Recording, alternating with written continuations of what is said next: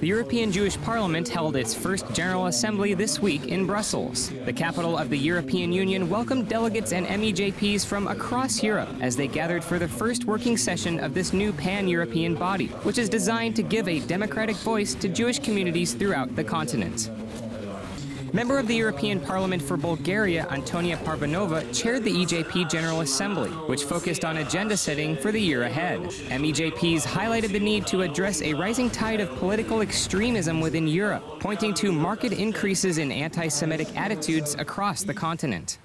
The most alarming for me is the recent developments of elections, for example, in France, when we have more stronger support for nationalists, or even in Greece, when we have a neo-Nazis in the parliament. So these are the warning messages, and probably we have missed all the warning messages of Jewish, but not only Jewish organizations for the last couple of years. And I'm very glad that the European Jewish Parliament now is coming here to discuss and to propose ideas of what we should do in a positive and sustainable way to develop tolerance, but also to cope with intolerance. The European Jewish Parliament, which is backed by Ukrainian Tycoon Ihor Kolomoiskiy's European Jewish Union, was established last year to provide a democratic platform for the continent's diverse Jewish communities. The inaugural session of the Parliament featured 120 MEJPs representing over 40 European nations. They were elected following an online ballot in late 2011, which attracted much media attention and saw the participation of over 400,000 voters.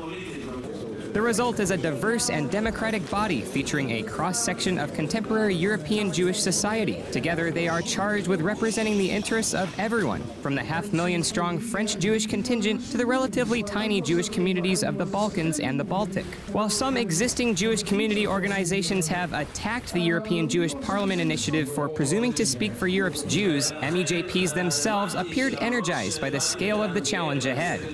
The European Jewish Parliament is a new attempt, is a new direction, and to my mind is totally original. That's why I like it. It's something that turns out to have been needed, but it needed somebody to define that it was absent and that it was needed. I think it's important for the Jewish people to have a very good representative body. As the European Union is forming itself and getting its own representatives, more and more politics are being decided on a European level. It's also important for the Jews to be organized in a European level in a professional and efficient way. And that's what the Jewish Parliament is for, and to be able to be part of that first Jewish Parliament is both a challenge and an honor. I believe we should look at it as a wide platform of sharing information and using that information efficiently in this fast-moving world, especially in Europe, when there's a Nazi movement, when there's a nationalist movement, where there's anti-Semitism. The European Jewish Parliament's first General Assembly attracted considerable interest among the diplomatic and political communities, with attendees including Minister-President of Flanders Chris Peters and, all the way from Israel, Knesset Coalition Chairman Ze'ev Elkin.